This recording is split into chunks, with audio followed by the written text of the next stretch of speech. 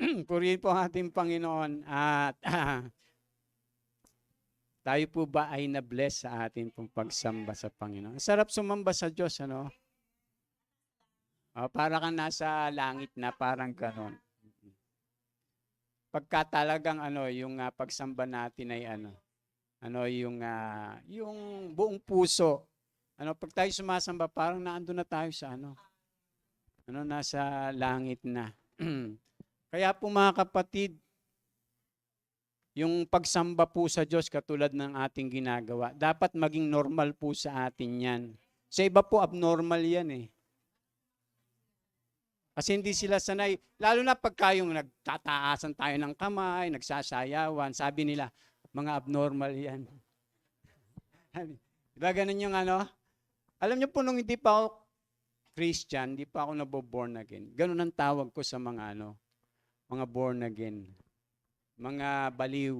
Kasi, di ba, magtataasan na kami, magtatalo ng gano'n, magsisigawan, tapos mamaya naman mag-iiyakan, di ba? Mga baliw talaga yan, sabi ko. Ayun, nung naborn again ako, kasama na ako doon sa mga baliw. Nabaliw na sa Panginoon. Hindi, alam niyo po, sa totoo lang, ganun po yung pagtingin ng mga taong hindi nakakakilala sa Diyos. Kahangalan sa kanila, yung pong yung magpuri, magsumamba, maglingkod sa ating Panginoon. Pero ang totoo, ang tunay na mga hangal ay yung mga tao, na binabaliwala po yung salita ng Diyos. Kaya dito po, kinakailangan matutunan nating sumamba talaga sa Diyos eh. Pinapractice natin at tayo tumataas ang kamay, nagpupuri, sumisigaw. Kasi nasa Biblia po naman lahat yan. Hindi natin gagawin niya kung hindi iyan po ay itinuturo ng Biblia. Di ba doon sa Psalms 150 ang sabi, purihin si Yahweh sa banal na templo, ang Diyos ay awitan. Purihin sa langit ang lakas na taglay. Siya ay purihin sa kanyang ginawa. Siya ay purihin sapagkat dakila. Purihin sa tugtog ng mga trumpeta. Wala pa nga tayong trumpeta eh. Awitan sa saliw ng alpa at lira. Sa tugtog ng tambol, magsayaw, purihin, mga alpa at plauta. Lahat ay tugtugin. Ang Diyos ay purihin sa tugtog ng pompyang, sa lakas ng tugtog. Siya ay papurihan. Purihin si Yahweh. Lahat ng nilalang, purihin si Yahweh. So dapat talaga yung mga nilalang ay nagpupuri sa Diyos. Yung mga tao ay nagpupuri sa Diyos. Ginagamit natin yung ating mga bibig, yung ating mga kamay, yung ating mga kalamnan, paa, po. Dahil po yung sabi. Kaya lang sa iba, yung pagpupuri ay isang kahangalan. Samantalang yung utos ng Diyos, dapat tayo po na nilalang ng Panginoon ay magpuri sa Kanya. Yan ang po yung nawala sa tao nung magkasala yung tao. Tinalikuran nila ang Diyos, ayaw na nilang purihin ang Diyos. Alam niyo po, ang kanilang pinapupurihan, kanilang sinasamba, hindi na ang Diyos. Ibang Diyos na. Kaya mababasa natin sa Biblia, doon sa 10 utos, ang unang mga utos, huwag kang sasamba sa ibang Diyos. Pero nung magkasala yung tao, sumamba na sa ibang mga Diyos. Tinalikuran na yung tunay at buhay na Diyos. Napakarami pa namang Diyos. Si Satanas, Diyos din yun eh. Di ba? Diyos ng sanlibutan. Tapos yung mga Diyos-Diyusan. At napakarami pang mga tinatawag na Elohim, mga yung Prince of the Power of the Air, na mga nilikhang makalangit na tumalikod sa Diyos na kung saan ay sinasamba ng mga iba't ibang bansa. Kaya mapapansin nyo, ang iba't ibang bansa may iba-ibang kinikilalang Diyos. Kasi yung mga bansang tumalikod sa Diyos, sumamba na sa ibang mga Diyos. Kaya yun po yung nangyari. Kaya tayo po, sa pamamagitan ng Panginoong Yesus, kaya siya naparito, para ibalik niya tayo sa tunay na Diyos at sambahin natin siya sa Espiritu at katotohanan. Kaya ang Panginoong Yesus ay naparito para akayin niya tayo muli sa pagsamba sa tunay na Diyos. Yun po yun, mga kapatid. Kaya nga po kinakailangan ipangaral yung mabuting balita ng Panginoong Yesus. Walang ibang paraan para makabalik yung tao sa Diyos maliban kay Kristo. Sapagkat lahat tayong tao ay tumalikod sa Diyos nung magkasala ang tao. Kaya sabi niya, magbalik loob na kayo. Magsisi na kayo. Talikuran nyo na ang inyong mga kasalanan. Di ba ganun po yung mga mensahe ng mga apostol, ng mga alagad, ng ating Panginoong Yesus. Yun po. Kaya tayo dito hindi nagtataas ng relihiyon eh. Dahil si Kristo po yung ating tagapagligtas. Hindi yung kung sino pa man. Siya po yung namatay sa krus, siya yung naghirap, nagbubuo ng dugo, siya yung nag-alay ng kanyang buhay para sa ating mga kasalanan. Amen? Kaya kinakailangan natin ang Panginoong Yesus. Mahal tayo ng Panginoong Yesus. Kahit ano pa tayo, sino pa tayo, mahal tayo. Huwag niyo sabihin na wala na nagmamahal sa inyo. Pastor, wala na nagmamahal sa akin. Kawawa naman ako. Tapos sabihin mo gano'n. Tapos pumunta ka na sa isang tabi. Hindi. Mga kapatid, merong nagmamahal sa atin. At saka yung pagmamahal niya, hindi nagbabago. Yung mga nasa yung mga katabi nyo, nagbabago pagmamahal niya. Pero pag si Lord yung nasa tabi natin, sabing gano'n, hindi nagbabago pagmamahal. Kaya kinakailangan yung sentro na ating pananampalataya, si Kristo eh. Kaya nga ang tawag niya sa atin, mga kaibigan. Di ba? Ang Diyos, nung sumampalataya si Abraham, tinawag niyang ang kaibigan kong si Abraham. Sabi ng Panginoong Yesus, nandito siya, hindi ko na kayo tinuturing ng mga alipin, kundi mga kaibigan. O, kita niyo, magkaparehas lang yung Diyos ng lumang tipan at saka yung Diyos ng bagong tipan. Ayun po yung mga mababasa. Kaya kailangan po talaga, nagbabasa tayo ng Biblia eh. Mauunawaan po natin yung salita ng Diyos. Pag tayo'y nagbabasa, nakikinig, bukas yung puso natin, mga kapatid. At pinapakinggan natin mabuti. Kasi sabi ng Panginoong Yesus, lahat ng may pandinig ay makinig. Kaya kung may pandinig ka, tapos nagbibingi-bingihan ka, parang yon yung gising ka, nagtutulog-tulugan ka. Ang hirap gisingin nun. Wala. Pero hindi po yun ating mensahe. Malayo na yata tayo. Teka, meron palang mga kapatid tayo na mga na-invite. Sorry. Yung mga na-invite po natin, ang nag-invite po dito ay si Sister Rhea, si Janice. Ayan. Tama ba? Ayan po si Janice. Kasama po classmate po ni Rhea. Welcome, Sister Janice. Ha? Ano ba talaga? Janice? Janice de Belen. Sige. Ayan. Tapos, welcome po kayo si Welmar. Ayan. si Kadin at saka Tyler. Ayun, sa likod. Ayan. Invited po yan ni Tito Arnel nila. Yan po yung mga nag-gym. Nag-gym ba kayo doon? Sa kanila? Ayan, mga nagpapaganda sila ng katawan. Magandang lalaki na maganda pa yung katawan. Diba? Yun ang mas maganda. Pero pinakamaganda, maganda yung ating puso. Kasi dapat pagandahin natin sa lahat. Hindi yung panlabas. Dapat yung pong puso. Kasi ang tinitingnan ng Diyos, hindi po yung ating panglabas na kaanyuan. Kasi kahit gaano pa tayo kagwapo, gaya ko.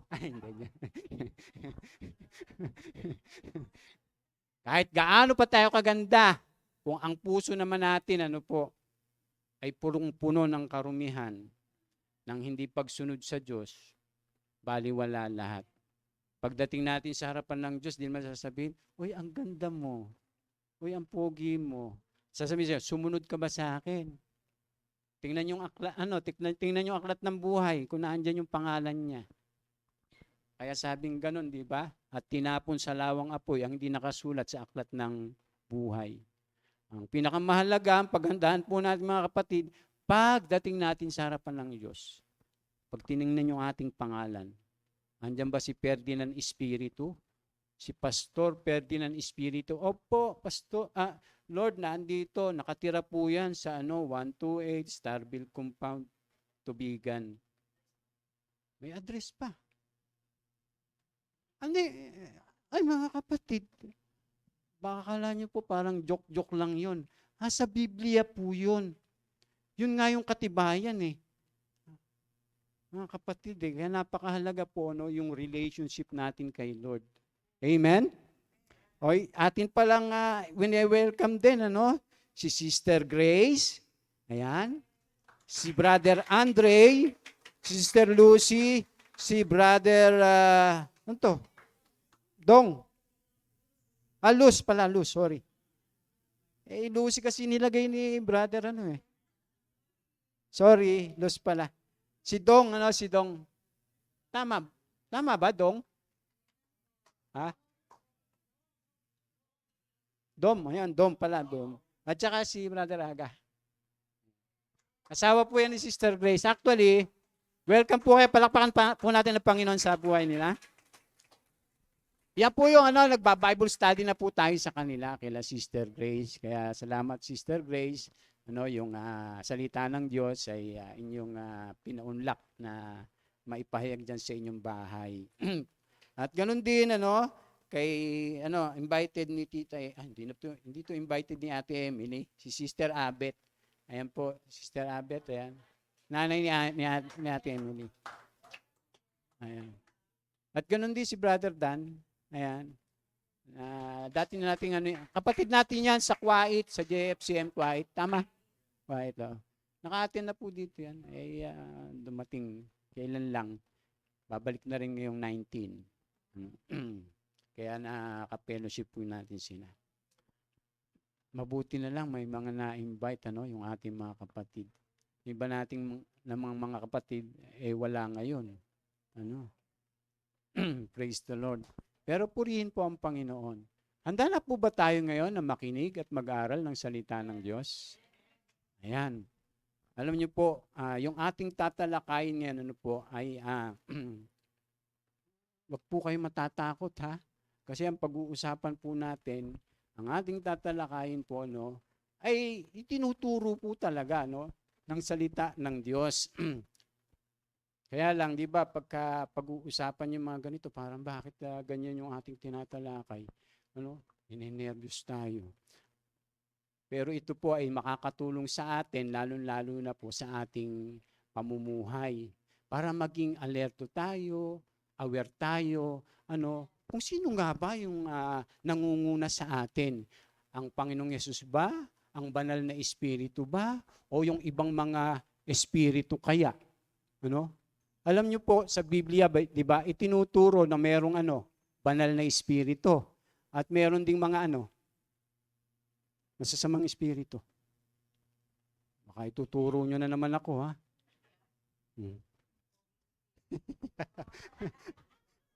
Praise the Lord. So, kaya tayo po, ay mag-aaral ngayon. Tungkol po dito. Ito po yung ating pag-aaralan. Yan. Mga demonyo at mga masasamang espiritu. Hindi, kailangan po nating matutunan to mga kapatid. Alam niyo po ba kung bakit magulo yung mga tao, bakit magulo yung pamilya, bakit magulo yung ating minsan personal na buhay? Magtatanong kayo kung sinong dun nag-uudyok, bakit nila nagagawa yun? Bakit nila yun, ba't sila nagpapatuloy doon, nananatili doon? Po? Tuloy-tuloy kayo, mga kapatid. O mga kapatid, usog-usog po kayo. Bigyan nyo ng upuan, yung ating mga kapatid. Ayan, ayan, dito po sa ayan, nagdatingan yung ating mga kapatid. Ayan. Ayan, praise the Lord. Dumami na naman tayo. O, Sister Risa, saan pupunta?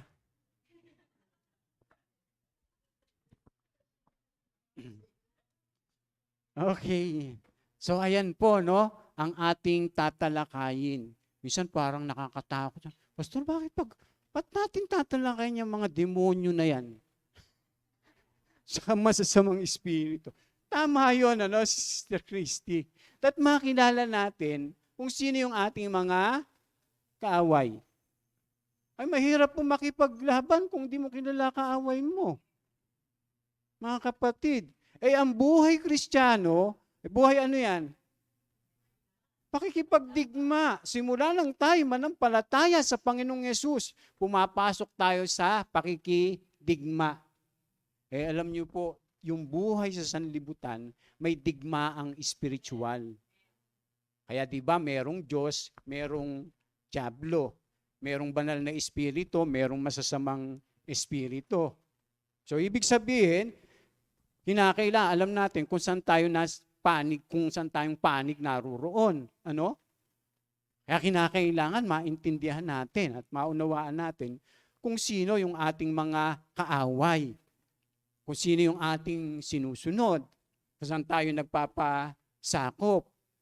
Kahit nga mga Christian, kung minsan, ay naninigaw. Di ba? Tingnan niyo si Judas, pinasok ni Satanas. Tingnan niyo si Pedro, di ba? Sabi ng Panginoon, lumayo ka Satanas sapagkat ang iniisip mo ay hindi mula sa Diyos. Di ba? Nakakapasok siya. Ang matindi, yung impluwensya po yun, impluwensya. Si Satanas po ay hindi pumapasok sa tao. Ano po yung pumapasok sa tao? Masamang espiritu.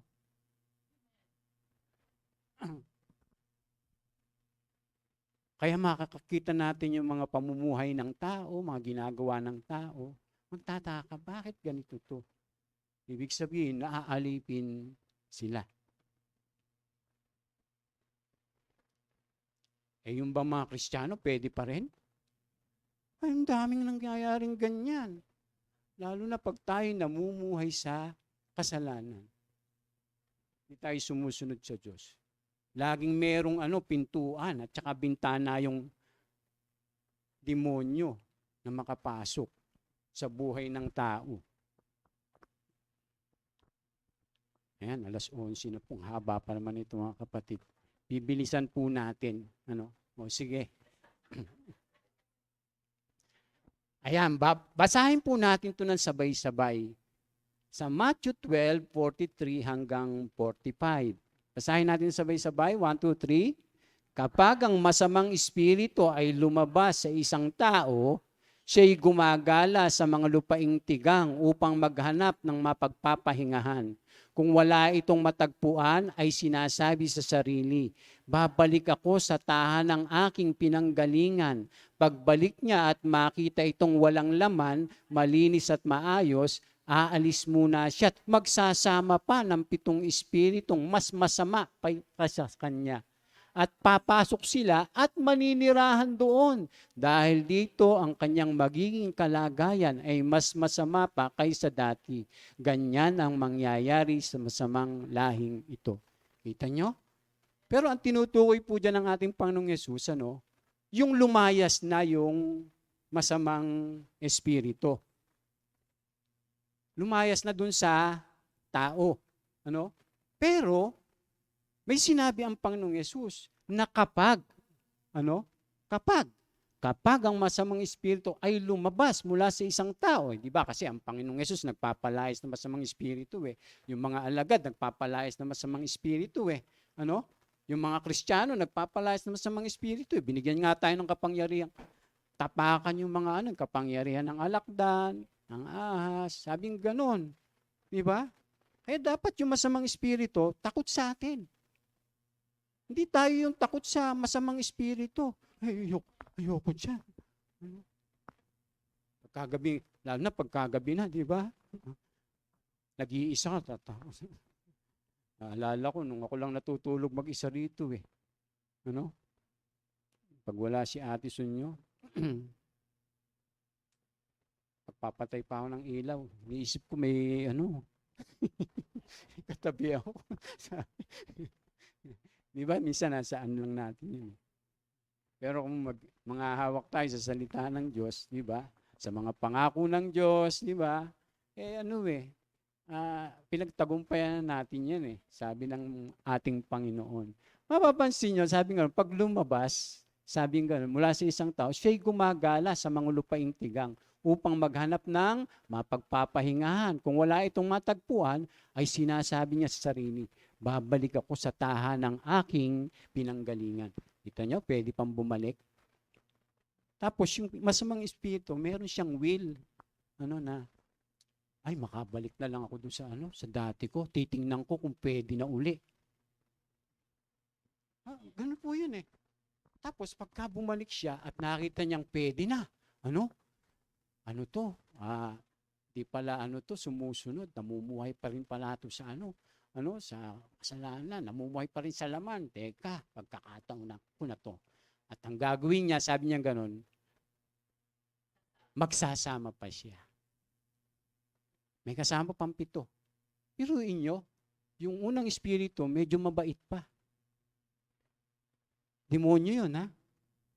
Tapos yung isasama niya, mas masama. Kaya sabi ng Biblia eh. Mas masama pa. Kaya sabing ganun, aalis muna siya at magsasama pa ng 7 espiritong mas masama pa kaysa sa kanya. At papasok sila at maninirahan doon. Yun maninirahan. O saan naninirahan ngayon? Masamang espiritu. Mga kapatid, tandaan po natin, ang masamang espiritu ay walang katawan. Naghahanap lang siya ng katawan na matitirhan. Kaya ang mga tao po, yung tinatarget nila. Pagka yung mga tao talagang ayaw kilalanin ng Panginoon, ayaw makinig na salita ng Diyos, matigas yung ulo niya, Ay, malaki yung pagkakataon. Oportunidad yun eh. Kaya kita nyo, napakaraming tao, napakatindi yung mga ugali nila, buhay nila, napakasama. Diba? Pagka yung ugali mo, medyo, sama naman ugali mo. Diba? Tapos, ganun yung walang pagbabago ka, nanatili ka doon, ay naku, mag-iingat tayo sa ganun. Kasi may mas masama pang ugali. May pinakamasama pang ugali. Kasi iba-iba po yung espiritu eh. Kaya sa Biblia, mga kapatid, itinuturo yung paano tayo magkakaroon ng tamang attitude. Tumulad kayo kay Kristo, Jesus. Diba ganun po yung ating mababasa. Magpakababa kayo. Diba bunga ng espiritu yun. Bunga ng espiritu yun. Pag yun yung naghahari sa atin yung banal na espiritu. Pero pagka hindi, ay bantay po tayo mga kapatid. Tingnan niyo po sabi diyan, ang bagal ng ating tagalipat.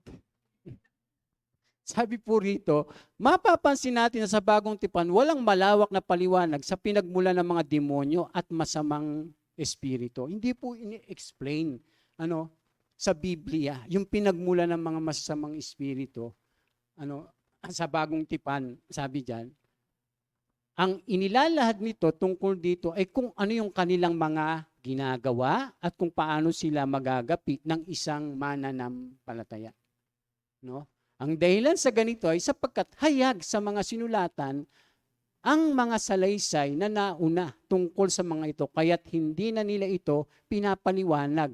Ang panahong nabanggit ay mula sa 530 BCE. Ano ba yung BCE? Before Common Era. Hindi. Yun yung dati. Ngayon, before Common Era na, hanggang 70 CE o tinatawag na Second Temple Period ng mga scholar. Nung naitayo po yung pangalawang templo sa Jerusalem, yan po yung sinasabi ng mga scholar. Kaya dito tatalakayin natin, ano nga po ba ang mga masasamang espiritu? Ayan, di ba? Mag-take note po kayo. Importante po ito. Unang-una po, sila'y tinatawag na masasamang espiritu, maruming espiritu, o mga demonyo. Mababasa natin yan. Kaya nga ito, tinatalakay at pinag-aaralan natin eh. Ano? O, anong sabi diyan, ano? Dahil sa sari-saring pagkakasalin, nagkaroon ng malalim na kalituhan ang marami sa mga taguring masamang espiritu, maruruming espiritu at mga demonyo. So atin po munang linawin ang mga ito. Sabi diyan, ano? Ito yung binasa natin kanina. Kapag ang masamang espiritu ay lumabas mula sa isang tao, titingnan natin sa original. Yung original salin, o yung translation, yung Greek, ano? Yung masamang espiritu. Ano po? Kasi minsan iba-iba kasi yung pagkaunawa nila rito. Tingnan niyo po. Sa wikang Griego, ano po, ang sabi diyan, when now the unclean spirit. Ang wikang Griego po nun ay akatarton. Pero doon po sa ating binasa, balik mo nga sister, masamang espiritu. O, babao ni sister. Pero dito sabi, unclean. Hindi yan, sister. Ibalik mo. Ayan. Di ba? Unclean.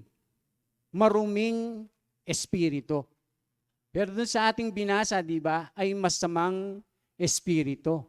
Sa wikang Griego, akatarton. When now the unclean spirit is gone out from the man, kapag lumabas, sabing ganon, hindi yung masamang espiritu, kundi ang sabi, maruming espiritu. Diba magkaiba? Minsan yung salin ng Biblia, pag tiningnan natin sa original na translation, yung Greek, hindi parehas. Ano po?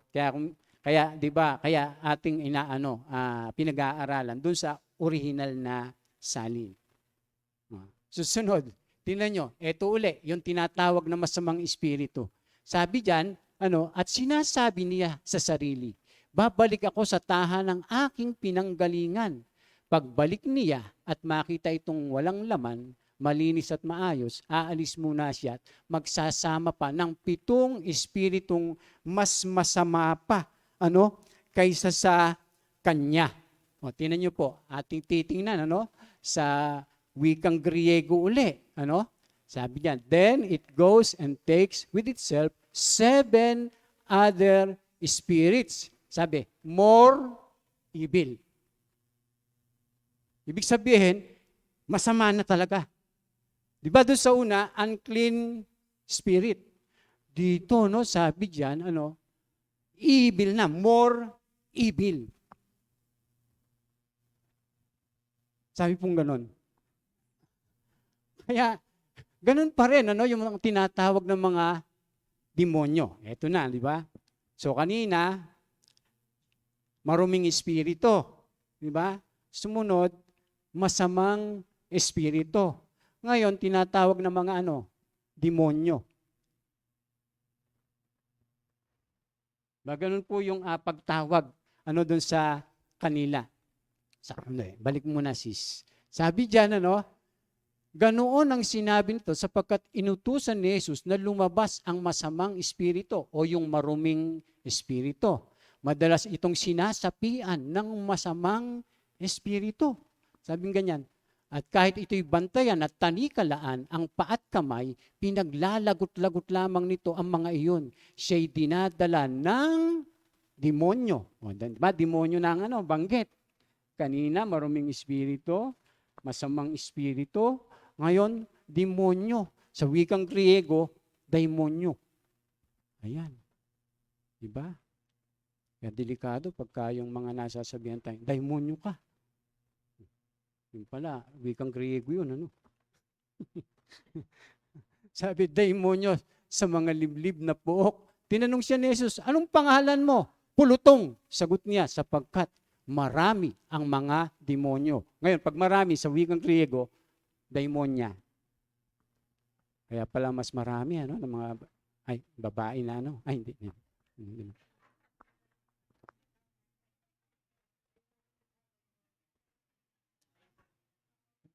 Pag lalaki, demonyo.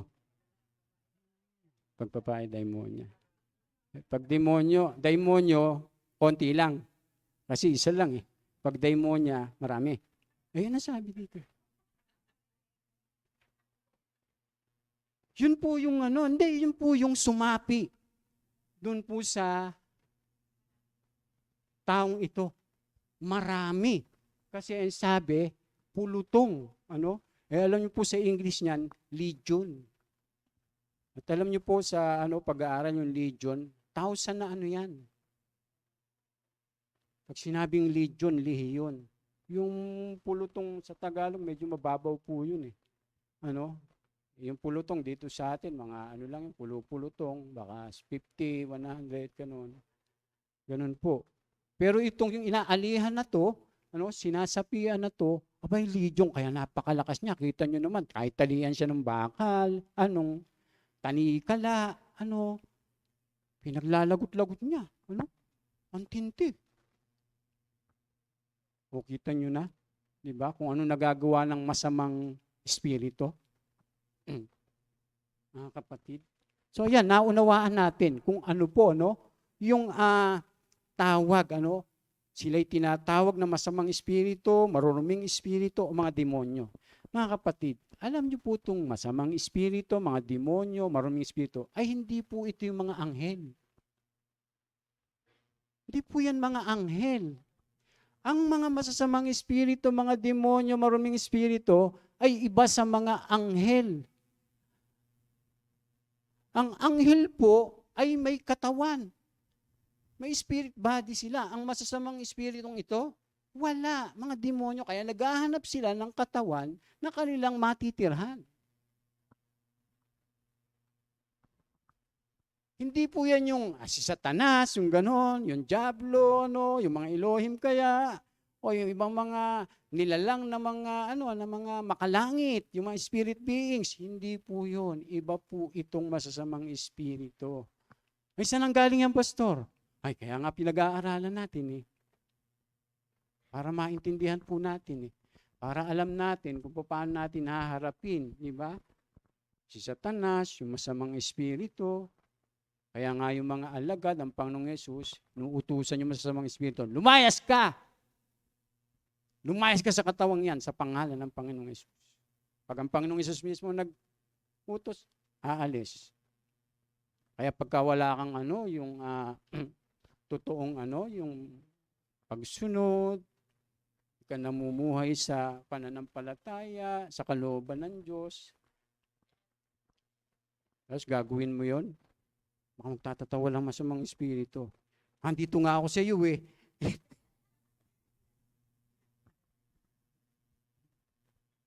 Diba mga kapatid? Tingnan niyo yung katabi niyo.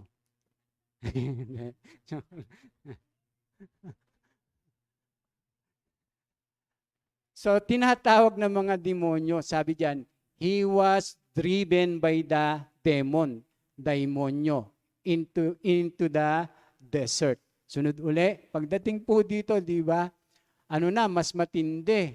Sabi diyan, and he said, legion, because were entered demons, daimonya. Sabing ganon, many into him. Mas marami, yung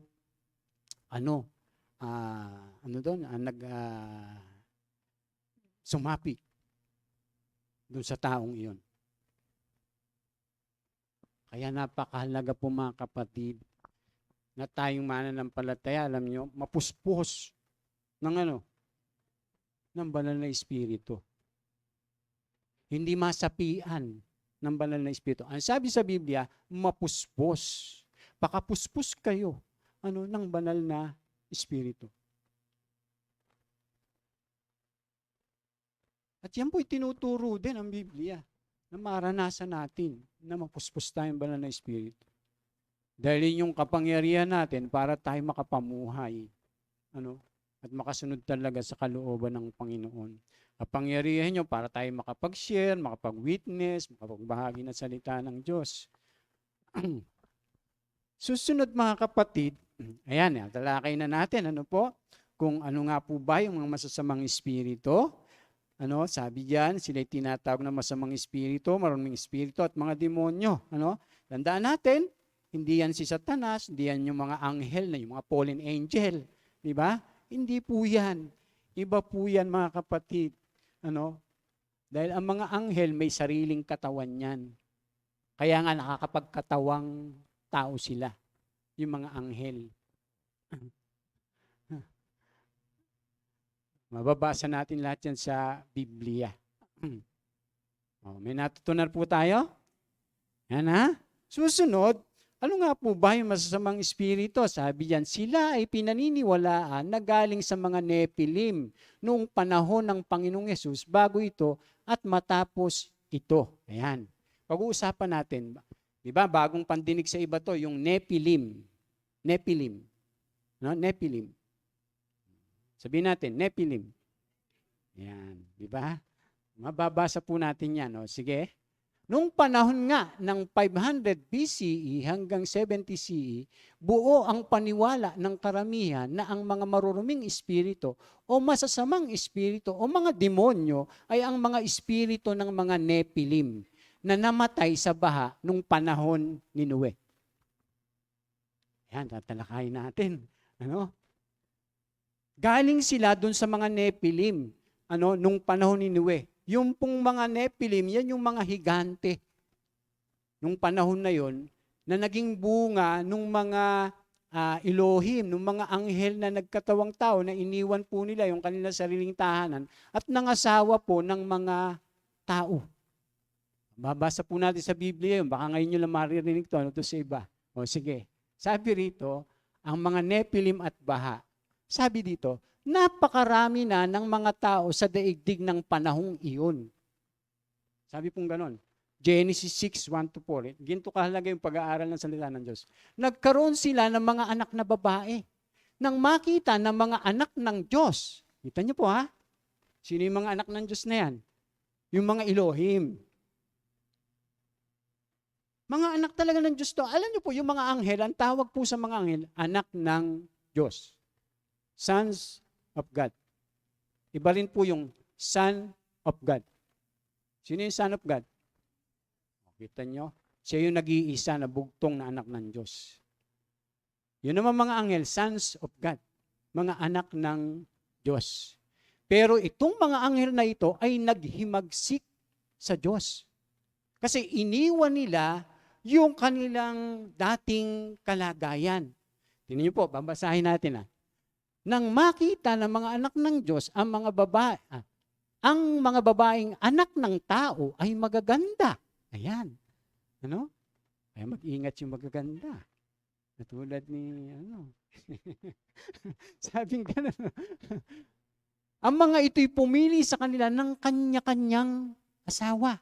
So, ibig sabihin, yung mga anghela na naghimagsik sa Diyos.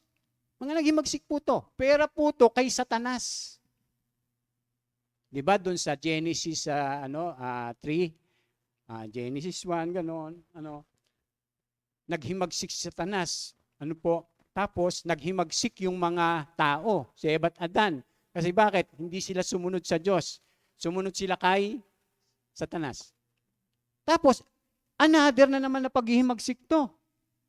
Kaya ang daming paghihimagsik sa Biblia.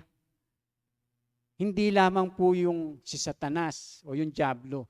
Hindi lamang po yung mga sila Eva at Adan. Maging ito, mga anak ng Diyos, sabi diyan, at pumili sila ng kanya-kanyang asawa. Sinabi ni Yahweh, hindi ko ipapahintulot na mabuhay ng habang panahon ng tao.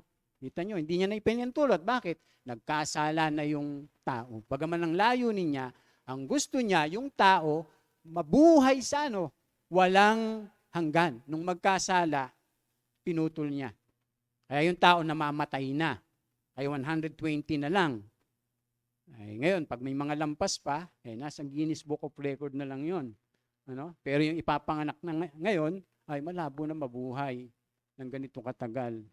Kahit tayo nga po, 70, 80, ganyan, Tapos sabi rito, nang panahong iyon, may mga higante sa ibabaw ng lupa.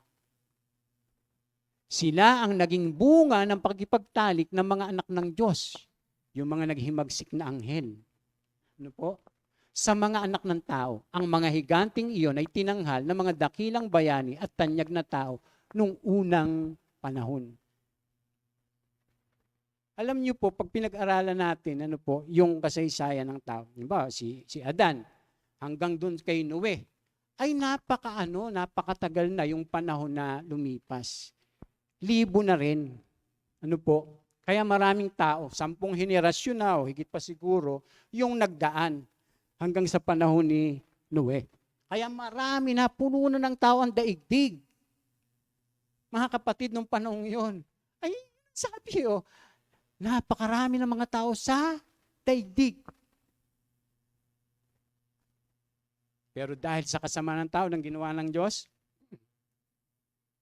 di ba, ginunaw niya yung daigdig sa pamamagitan ng baha. Kasama po yung mga Nephilim. Yung mga higante na yan. Kung siyempre, kung hindi nga naman kung hindi niya gugunawin yung daigdig, tapos may mga higante, yung mga tao kakainin ng higante. Pag wala nang makain. Ganun po ginagawa nila. Akala nyo, parang yung tawag doon, parang kathang isip lang. Hindi sinasabi po ng Biblia yon. Wag lang tayo masyadong maniniwala. May higante, merong mataritong isa lang. Medyo na yun. Pero sinasabi ng Biblia yon. Ang pinag-aaral natin, kung saan nagmula yung masasamang espiritu. Kasi wala pong banggit sa bagong tipan.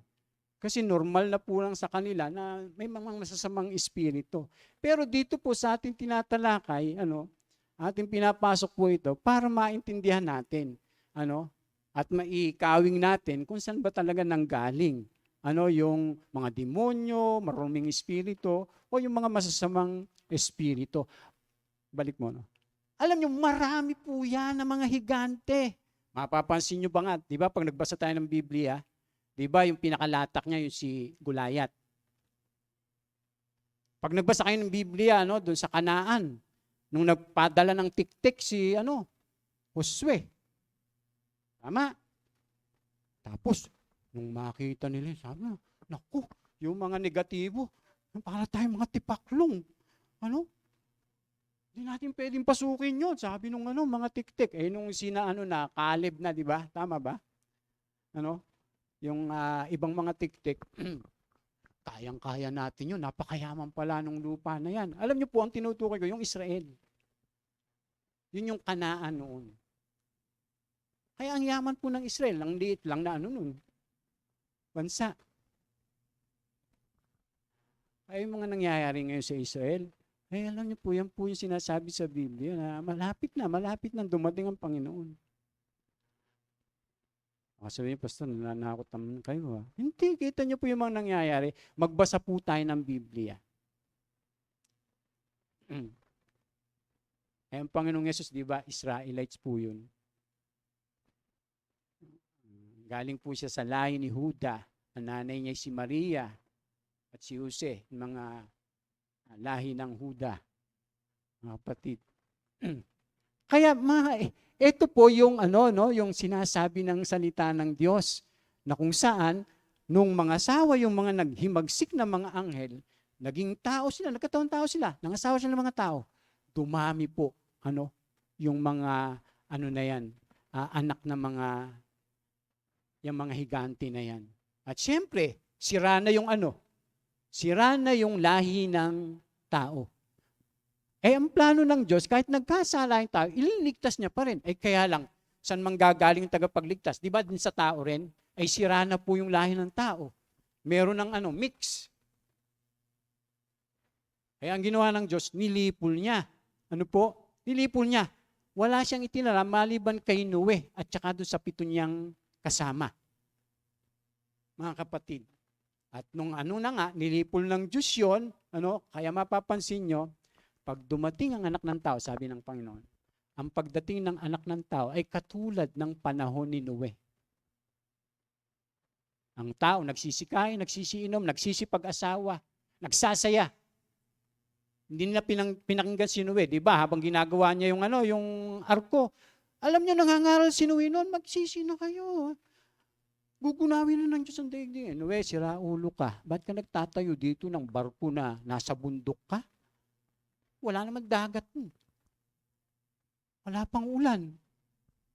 Bakit ka nagtatayo dyan? Niloloko mo lang kami, niloloko mo sarili mo, kalukuhan yung mga pinagsasasabi mo.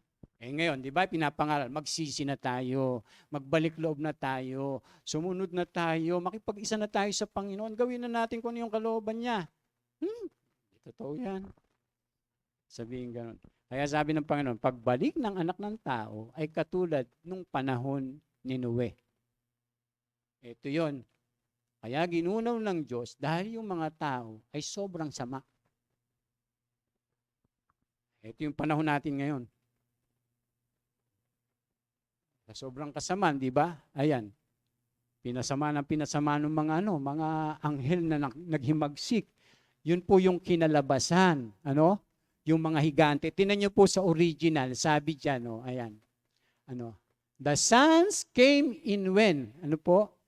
That after and also pagkatapos nun, naggawin po nila yun, magkaroon ng mga nung tinatawag na anak.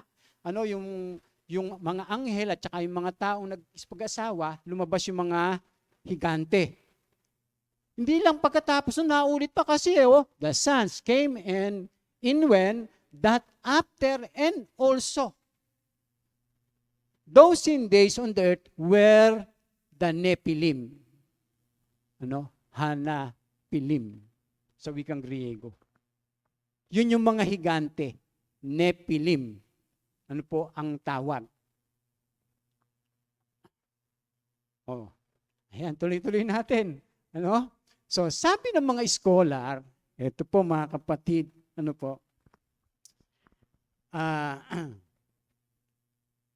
sabi po ng mga scholar, kita nyo po yung origin, the birth of the giants is explored in terms of the mingling of spirit and flesh.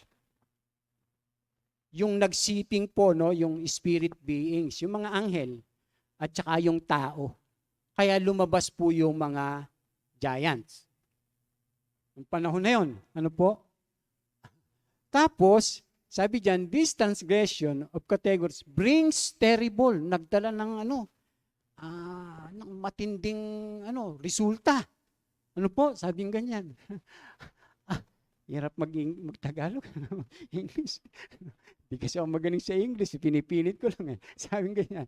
After their physical death, ayan po, the giants, demonic spirits, comes forth from their bodies to plague humankind. Nung namatay na po yung mga higante, yung panahon na yun, lumalabas sa kanila yung mga masasamang espiritu na yun. Para salutin yung sangkatauhan.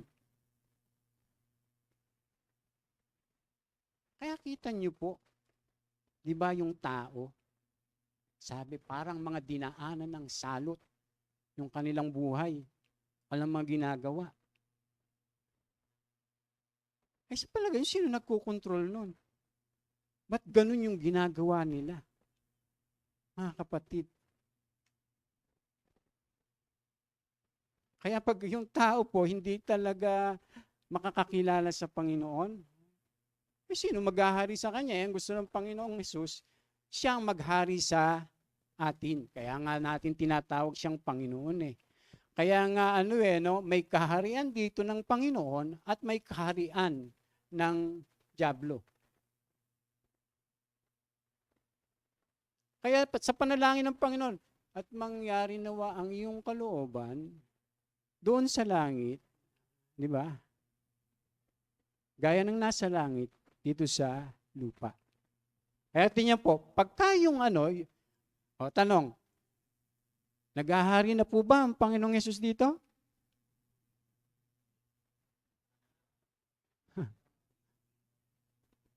Saan siya naghahari? Sa mga taong nakakakilala sa Kanya. Sa church.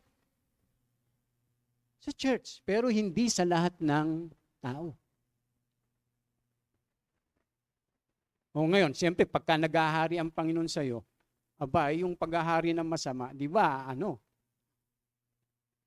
maalis. Kasi sumusunod ka sa Panginoon. Pero pag yung tao talagang hindi kikilala sa Panginoon, sino ang mag-aari sa kanya? Sino masusunod sa kanya? Sino mag-uudyok sa kanya? Sino magbubuyo sa kanya? Mga kapatid. Kaya po, kita niyo yung ginawa at ayan, lumabas yung mga demonic spirits come from their bodies to plague mankind. Sabi pa ng mga scholar, di ba? Alam niyo po yung meron tinatawag na Book of Enoch. Enoch o Enoch. Ito po ay ginagawang referensya din yan Kahit po ng mga apostol, si Peter, si Jude, hindi si Judas Iscariote Probably si Jude po yung kapatid ng Panginoong Yesus. Pagka ating po yun, ating pinag-aralan. Binabanggit nila yung tungkol dito sa mga higante. Doon sa kanilang mga sulat. Yung mga anghel na naghimagsik, hindi yung word na higante. Yung mga anghel na naghimagsik. Alam niyo po, yung mga Hudyo, ang pinagbabatayan po nila, yung mga Hudyo na nag-aaral tungkol sa demonology, ang pinagbabatayan po nila ay yung tinatawag na Book of Enoch. Kaya sabi diyan, di ba? We learn that this episode is at the core of Jewish demonology.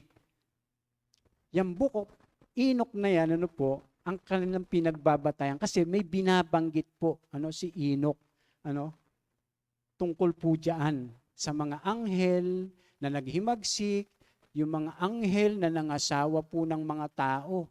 Nagkatawang tao sila, nangasawa sila ng mga tao. Tapos, yung nagbunga yun, ng mga Nephilim, na nilipol naman ng Diyos. Kaya ang tanong, saan napunta yun? Kasi yung mga tao na namatay noon, mga kapatid, di ba? Pag pinag-aralan natin, yung anghel na yan, na naghimagsik, alam niyo po kung saan dinala ng Panginoon, ng Diyos? Doon sa Tartaro. Ikinulong niya. Mabasa natin sa Biblia yun. Tapos, yung mga tao na namatay nung panahon ni Noe, di ba? Siyempre, masasama. Saan napunta yun? Sa impyerno. Ay, paano yung mga Nephilim, yung mga higante na namatay? Ay, samantalang hindi naman yun, hindi naman yun tao, hindi rin anghel. Parang wala siyang paglalagyan. Di ba? Kaya nung namatay sila, lumabas sila doon sa mga Nephilim. Na yun. At yun nga yung sumalot. At sila yung nagpapahirap sa mga tao. Tingnan niyo po mga kapatid. Sabi nga rito, but now the giants, ito po yung yung Book of Enoch. 15 verse 8. Hindi po yan hindi po yan kasama ng sa Biblia. Ano lang siya, yung mga referensya lang siya. Reference lang po siya. Yung parang halimbawa, nag-aaral ka, meron kang mga kinukuha mga reference, ganon, na pinagbabatayan mo doon sa mga siguro assignment mo, ganon, doon sa mga subject na inaano mo, ginagawang referensya mo lang. Pero yung siya, ang tawag doon, yung mapagkakatiwalaan. Sabi diyan, but now the giants were begotten, by the Spirit and flesh, di ba? Lumabas yung na yun, yung mga giants na yan, sa pamamagitan po nung spirit beings na yan, yung spirit tsaka yung flesh, di ba? Lumabas yan. They will call them, pag sila namatay, them evil spirits upon the earth. Sila yung masasamang espiritu. Sila yung mga demonyo. Galing sila doon sa Nephilim, na bunga nung pakikipagtalik ng mga anak ng Diyos na naghimagsik at doon sa mga tao na pinili nilang mga asa-asawa. Ang dami niyan mga kapatid. Kaya nga po nilipol ng Diyos eh. Kaya niya ginunaw yung daigdig. Anong panahon ngayon? Ngayon kung halimbawa maraming mga ano pa, kung totoo yung merong mga dinosaur. Sige. Halimbawa meron din mga dinosaur. Di nalipol din lahat. Di ba? Kung totoo man yun. Kasi kung may mga dinosaur nun, may mga higanting mga tao, di kaya nilang labanan yung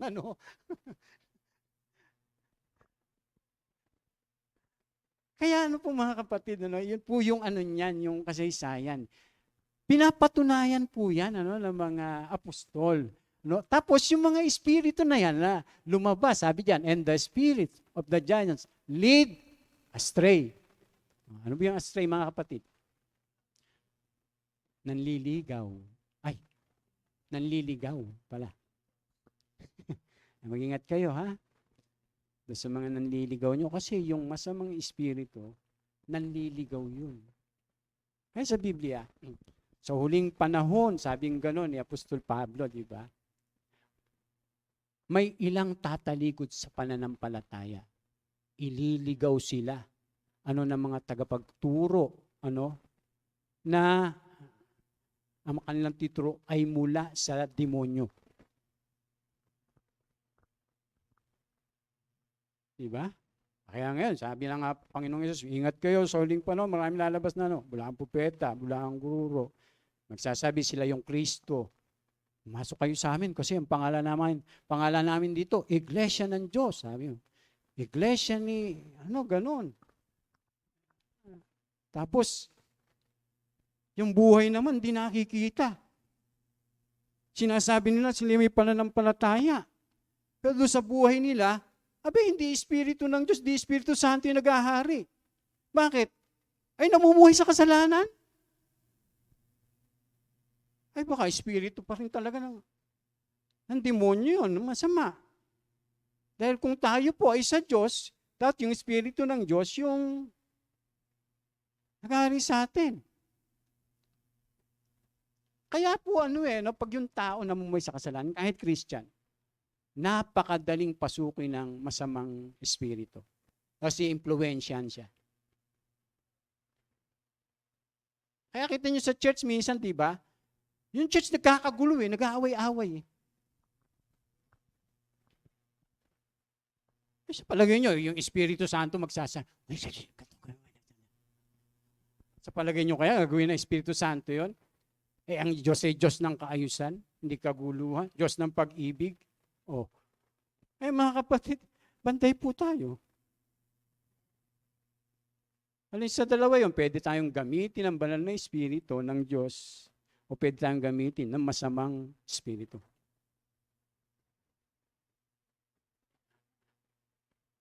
Kaya pagka hindi nababago yung ating yung ating buhay, di ba? Hinahayaan lang natin, ganito na ako, pastor. Tapos, yung karakter ng Panginoon, kaya nga tayo tinutulad sa Panginoon. Dapat matulad tayo sa Panginoon. Nga tayo nag-aaral, nag-Bible study, nagdi-discipleship. Kasi iniwawangis tayo ng Panginoon sa ating Panginoong Jesucristo, ng Diyos. Pero pag hindi natin gagawin yun, yung masamang espiritu, sabi nga, di ba? Nanliligaw siya. Sabi, do violence. Sabi pong ganon. So, anong ginagawa po nun? Di ba? Ano ba yung violence sa yung gumagawa ng karahasan. Ganyan gayon Mga kapatid, ano pa po, and attack, and wrestle, and hurl upon their and cause illnesses. Kita nyo? Rin pala siya ng sakit. Baka sabihin niya, pastor, may sakit ako. Baka may demonyo ako sa katawan. Hindi naman ganun, mga kapatid. Hindi lahat ng sakit, sa demonyo. Kung ikaw, pabaya ka sa katawan mo, Di ba? Tapos halimbawa, ano ka, yung wala kang disiplina, hindi ka marunong maligo, ang dami mong balakubak. Tapos sasabihin mo, may espiritu na balakubak, lumayas ka, sasabihin mo gano'n. Di ba? Naalala ko nun, yung merong isang pastor na kilala ko, si Pastor Benji. Ang dami niya rong tagyawat. Ginawa niya, niribut na isa-isa. Kung ano yung espiritu na tagyawat, lumayas ka! Lumayas ka! Espiritu ba yun? Hindi, kasi yung tagyawat, normal lang minsan, di ba? Kaya kayo nagbibinata, katulad niya, di ba? Lalo na pagka-in love. May lumalabas na tagyawat. Tapos sasabihin mo, hindi po lahat ng sakit ay sa demonyo. Minsan, abuso tayo sa katawan. Pero talagang ang masamang espiritu ay pinapahirapan niya minsan yung mga tao dahil sa sakit. Opo. Ano pa? So ito marahil lang din kung bakit hindi man lamang pinapaliwanag ng Panginoong Yesus o ng mga apostol kaya kung saan nang galing ang mga marunong espiritu, ang mga masamang espiritu, mga demonyo. Sanay ang mga tao sa kanila at natutukoy nila ang mga sinasaniba ng mga ito. Ito ay may tuturing na karaniwan nung panahon nila. Ang pagkakaiba lamang ay napapalaya sila ng Panginoong Yesus at ng mga alagad. Sa panahon na yan, sa bagong tipan, kasi sa Old Testament lang yan nabanggit. Pero normal na lang sa kanila yan. Ano po? Tingnan niyo po. Sanay ang mga tao sa mga masasamang espiritu. Kahit ng panahon ng Panginoong Yesus, may ilang Hudyo roon na naglilibot, nagpapalayas ng masasamang espiritu. Sabing ganon. Pinapangasa nilang gamitin ang pangalan ng Panginoong Yesus sa pagpapalayas ng masamang espiritu sa mga sinasapian ng mga ito. Sinasabi nila, sa pangalan ni Jesus na pinapangaral ni Pablo, iniutos ko sa inyo, lumabas kayo. Kabilang sa mga gumagawa nito, ang 7 anak na lalaki ni Iskeba, isang pinakapunong pari ng mga Hudyo. Subalit sinagot sila ng masamang espiritu. Kilala ko si Jesus, kilala ko rin si Pablo, ngunit sino ba kayo? At sila'y nilundag ng lalaking sinasapian ng masamang espiritu. Tinalo silang lahat at malubhang sinaktan. Ano pat hubad at sugatan silang tumakas sa bahay na iyon. Kita nyo, yung nagpapalayas ay wala naman talaga silang kapangyarihan na magpalayas ng demonyo. Ano? Ginagamit lang nila yung pangalan ng Panginoong Yesus, yung ipinapangaral ni Apostol Pablo. Alam niyo po, ang demonyo, kilala niya yung mga mananampalataya. Kilala niya yung mga sumusunod sa Panginoon. Kilala niya yung mga nagpapasakop sa Diyos, yung namumuhay sa katwiran, sa kabanalan. Kaya sabi ng demonyo, kilala ko si Pablo Apostol yun Kilala ko rin si Jesus, yun yung Panginoon na pinaglilingkuran nila, yung Diyos. Kilala ng demonyo ang Panginoon. Kilala ng demonyo si Apostol Pablo. Kaya nung ginamit nila, sabi ng masamang espiritu, wala kang karapatan, wala kang kay. Nagawin niya. Kaya nung ginawa, nagpasakop ba sa kanya yung demonyo? Natakot ba sa kanya? Hindi. Baka sabihin pa siya, papalayasin, magkakampi tayo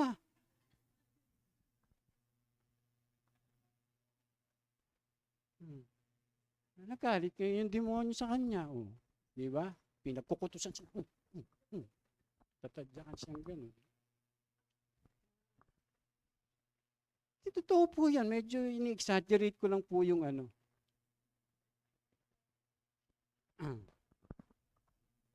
Amen? Amen?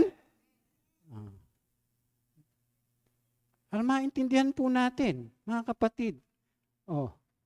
Ayan Kaya gayon din, tinatawag silang marurumi dahil sila ay bunga ng pagsisiping ng mga anak ng Diyos at ng mga anak ng tao, isang relasyong hindi likas sa kanila.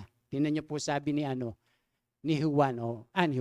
Judas. Bakit sila tinatawag ng maruming espiritu? Basahin natin na sabay-sabay. 1, 2, 3. Alalahanin din ninyo ang mga anghel na hindi nanatili sa kanilang dating kalagayan at kapangyarihan. Sa halip ay iniwan ang kanilang tahanan, kaya't sila'y ginapos ng Diyos ng di mapapatid na tanikala at binalanggo sa pusod ng kadiliman hanggang sa sila'y hatulan sa dakilang araw.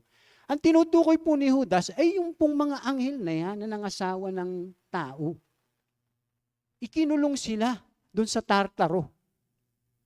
Sa wikang Griego. Ang tawag po sa Tagalog, ang binanggit yan, kaya sila ginapos ng Diyos ng di mapapatid na tanikala at binilanggo sa pusod ng kadiliman hanggang sa sila hatulan sa dakilang araw. So, naandyan po sila, nakakulong sila, para pagdating ng paghatol, saka sila ngayon aalisin, siguro isasama na siya dun sa dyablo, sila. At tatapon sa dagat-dagatang apoy. Yan po yan mga kapatid. Kaya alam niyo po, kasalanan talaga yung lumalampas tayo dun sa yung mga boundary na itinakda ng Diyos. Tingnan niyo po yung mga anghel. Ang mga anghel dapat hindi nag-aasawa. Hindi sila nangangasawa. Anong ginawa nila? Di ba? Nangasawa sila. At yun yung naging bunga nga. Yung mga Nepilim na pinaniniwalaan natin, nung mga namatay sila doon sa baha, yun yung mga lumabas ngayon doon sa mga Nepilim, yun yung mga naging demonyo at masasamang espiritu. Kaya wag tayong lalampas doon sa mga boundaries na inilagay ng Diyos, mga kapatid. Kasalanan po yun. Tignan nyo, halimbawa, pag may asawa ka, yung may asawa ka na, anong boundary nun? Ayun.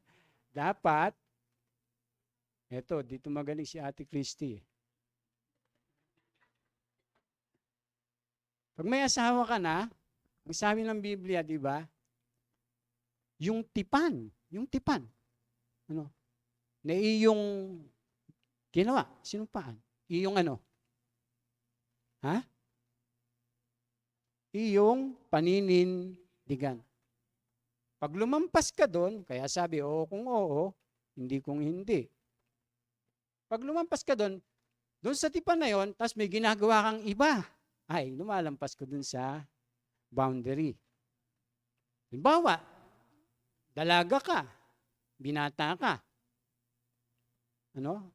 Dapat di kayo lalampas doon sa inyong mga hangganan.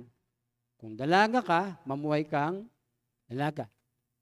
Binata ka, mamuhay ka munang binata. Pero pagka dalaga ka, tas binata, tas kasama lang kayo, tas di kayo kasal, lampas yun sa boundary. Di ba? Yung ganun po mga kapatid, kasalanan po yun. Kaya ayaw ng Diyos, pag tayo lumalampas doon sa mga hangganan na inilagay niya, binigay niya sa atin, kasalanan po yun, Kaya nga po tayo tinuturuan mga katulad nito. Oo nga, Kaya nga tayo nag-aaral para matuto tayong mamuhay doon sa mga hangganan na inilagay ng Diyos. Ang hangganan po natin, alam niyo palagi, kung ano yung sinasabi sa atin ng salita ng Panginoon. Laging hanggang doon lang tayo. Sa may asawa, sa binata at dalaga, sa mga magulang. Di ba? Meron po mga turong ganun Tingnan niyo, pag lumalampas ka, di ba? Nagkakasala na tayo.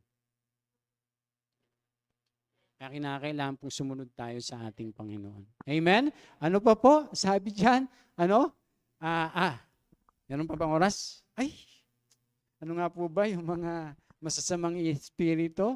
Sila ay mga espiritong nananahan at nagpapahirap sa mga tao. Sige, anin natin yung ilan? Ano oras na Ayan, tingnan niyo po. Basahin natin ulit. Kapag ang masamang espiritu ay lumabas sa isang tao, siya'y gumagala sa mga lupaing tigang upang maghanap na mapapagpahingahan. Kung wala itong matagpuan, ay sinasabi niya sa sarili, Babalik ako sa tahanan ng aking pinanggalingan. Pagbalik niya, makita itong walang laman, malinis at maayos. Aalis muna siya at magsasama pa ng 7 espiritong mas masama pa kaysa sa kanya. At papasok sila at maninirahan doon dahil dito ang kanyang magiging kalagayan ay mas masama pa kaysa dati. Ganyan ang mangyayari sa masamang lahing ito. So ang mga espiritong pinag-uusapan ay nakakapasok at nakakapanirahan sa mga katawan ng tao. Tumarahil ay dahil wala silang sariling katawan, dahil sila ang mga espiritu ng mga napuksang Nephilim. Mahahango natin mula sa Matthew 12:43 hanggang 45 ang mga sumusunod. Ito po. Ang gawain naman sa mga espiritu. Wala silang sariling katawan o tahanan. So kung walang sarili silang katawan o tahanan, maghahanap talaga sila. Ng ano? Ha? Nang matitirhan. Kaya anong gagawin po natin? Mag-ingat po tayo.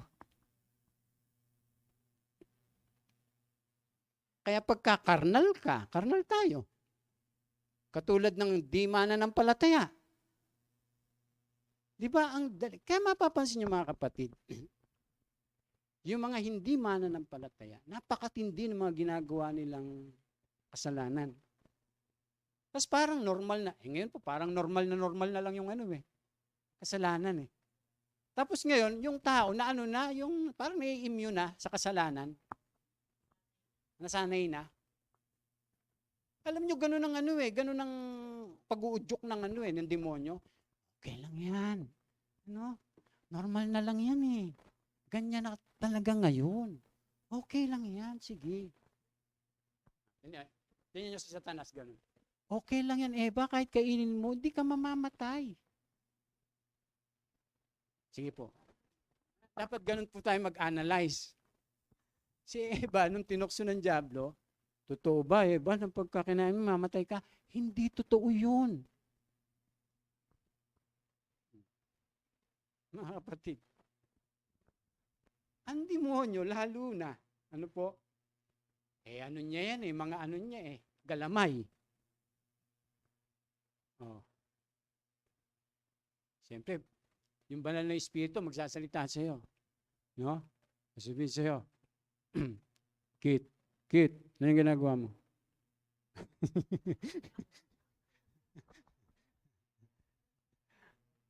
Di ba? Halimbawa lang, tapos yung masamang espiritu, okay lang yan. Okay lang yan. Tingnan mo yung katabi mo. Hindi yung katabi nyo, ha? Yung nasa paligid mo. Katulad lang din, nung gagawin mo. Kaya ordinaryo na lang yan. Di ba? Ngayon, pagka ikaw, naintindihan mo yung salita ng Diyos, madidisin mo yung tama sa mali, yung mabuti sa masama. Ngayon, magpapasya ka kung sino yung iyong susundin. Opo, mga kapatid. Kaya yung matured na Christian, nadidiscern niya na masama ito, mabuti ito. Alam niyo po yung maturity, hindi yung marami kang alam. Kung di nadidiscern mo kung ano yung masama sa mabuti. Ganun po yung maturity, mga kapatid. Hindi yung yung dami mong alam sa Biblia, yung halimbawa, yung meron ka pang mga ang tawag doon, yung doctorate ka pa, yung mga nag-aaral ka sa DD, MD, PhD, may mga ganun. Wala yung DT, dating demonyo. Ay, yung MD pastor, may demonyo. Ay, PhD, pinakahari ng demonyo.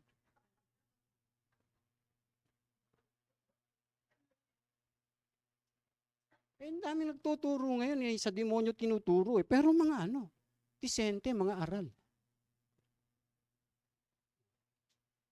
Tingnan nyo yung espiritu, Kaya nilang manahan sa katawan ng tao. Sila ay nananatili rito hanggat gusto nila. Hanggang palayasin sila mula roon. Malibang palayasin lang. Pagka hindi, ano sasabihin ng demonyo? Home sweet home. There's no place like home. Di ba? Hindi, yun po yung ano. Ay, mga kapatid, pag hindi natin tatanggihan yung mga ganun, parang wine-welcome lang natin. Kaya nga po hindi marami ang hindi nababago ang buhay. Kasi may nag-aano sa kanila. Hatak. Nahatak ka pa. Kung maniwala dyan kay pastor, sasabihin gano'n. Pinto sinasabi niya. Ito nga, tinatalakay natin. Kaya sabi dyan, maaari pa rin silang makabalik sa iniwang katawan kung ito ay bukas sa kanila. Magsasama lamang sila ng higit pa upang hindi sila basta alayas. Mas malakas na sila eh. Lampas na po tayo mga kapatid. Sayang. Siguro ituloy na lang po natin. Gusto niyo ba ituloy natin to? Sa isang linggo? Ayan, sige po mga kapatid. Palakpakan po natin ang ating Panginoon. Nawa po ay matutunan natin sa ating buhay kung paano lalabanan po yung ating mga kaaway. Lalo na po yung mga katulad po nito. Amen? Ayan, purihin po ang Diyos.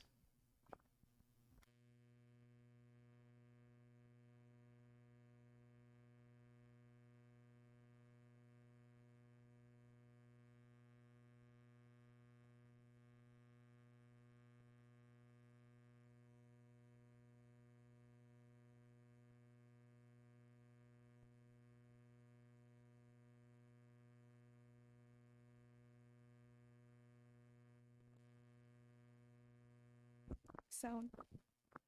Yan, hello po. Magandang umaga, magandang tanghali, magandang hapon po. At maganda po ang inyong nasa harapan. Ay, diba? Dako na po tayo sa ating pagkakaloob. So, yung mga envelope nasa gilid-gilid lang po yan. Habang nagpe-prepare po kayo, meron po dyan. Pag wala na, praise God kasi marami pong willing magkaloob. Kaya magpo-provide po tayo ng maraming envelope. Yan. So, habang nagpe-prepare po kayo, may kukwento lang po ako sa inyo. Wait lang, kinakabahan ako. Nung sa Old Testament na po kasi yung binabasa ko, ang hirap nyo palang intindihin. Habang nagbabasa ako,